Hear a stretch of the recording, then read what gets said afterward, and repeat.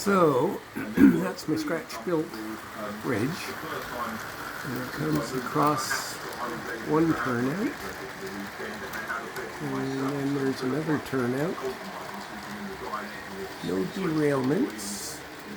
Don't worry about the wires, I'll figure a way to hide them in. The biggest thing though was just being able to get the train to run across it without derailing.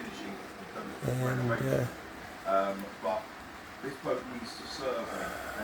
so had to notch the back of the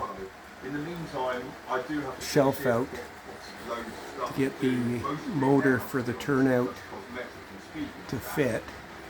Same with that one. And I did nick the wall, but oh well, can't do anything about it. Can always be fixed if it comes down.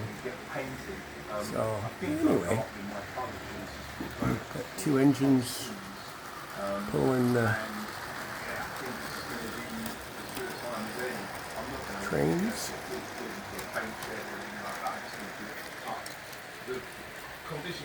And those ones have got KD couplers on them, so they're different couplers than the stock couplers that you find on trains you just buy in the shop.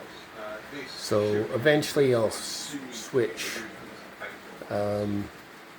one car, so it's got a KD on one end and a store-bought style coupler on knuckle coupler on the other end, and that way then I'll be able to hook those three cars. And I've got some others, I just haven't got them out, and some of them have got damage, but those two engines, those three cars have got the KD couplers on them.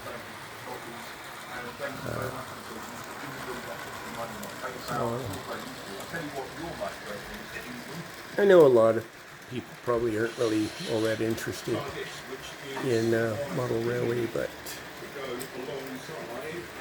had a lot of this stuff for 30 years, maybe longer, 35 years. So anyway, thanks for watching.